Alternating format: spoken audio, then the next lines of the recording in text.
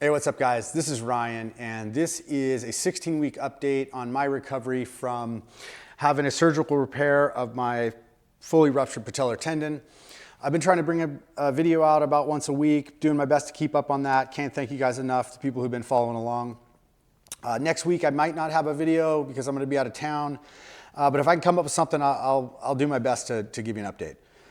So this week I went to physical therapy. Hadn't been in a couple weeks, and the previous time I'd forgot to measure my range of motion. So we measured it, and my active range of motion was at 133 degrees. Really excited about that. It sounds like when I talked to my doctor originally, he had said that the goal was 135 degrees. My physical therapist thinks that that's basically the minimum, but once you've gotten there, you have a functional knee is what they would say. So really excited about that. Some people, that might be the only as much range of motion as they've got to begin with. I'm not quite, I don't quite have the same range of motion as I do in my other leg, but making steady progress, and I'm hoping that within a reasonably short time frame, I'll be back to full range of motion. The other thing we talked about was I have an issue where if I'm walking downstairs as I'm lowering myself down, my knee kind of clicks. I had my physical therapist check that out, and he thought that my patellar is probably just not tracking perfect, and that could either be from scar tissue underneath, or could be from just weakness in this VMO, the vastus medialis muscle.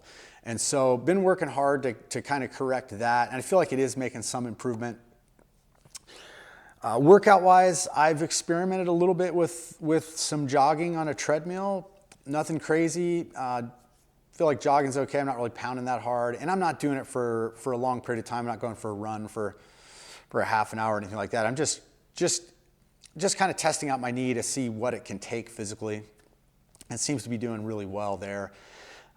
Exercises, I've been doing some of the I think I mentioned it last week, the slant block stuff. The slant block stuff's really good for the VMO.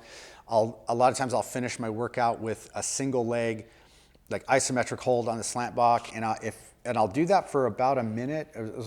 If you can go a minute, that's pretty good. And that just fries your legs, so I would do those last. And then after I've done the single leg, a lot of times I'll move to a double leg, just because obviously you're holding half as much weight.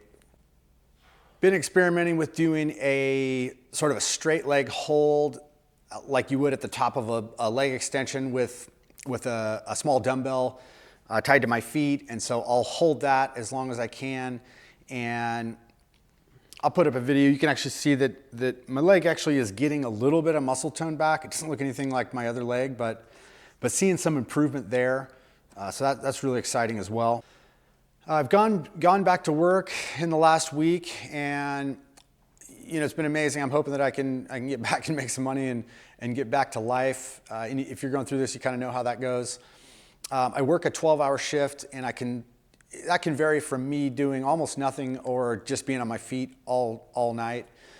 Last couple nights I was on my feet a decent amount, so I'd show up to work, my knee would feel real good, nice and loose, and by the end of the night, it was pretty tight. I wouldn't say that it swelled up a ton, but it had a little bit of tightness. So when I'm walking out the door after a 12-hour shift, I'm back to doing a slight limp instead of walking normal. So that's improving though. I think if I would have gone back to work 3 weeks ago, I think I would have been suffering quite a bit through that. So making huge progress. Can't thank you guys enough for watching the videos. Subscribe, hit the like button, stick around, and I'll keep putting out more videos.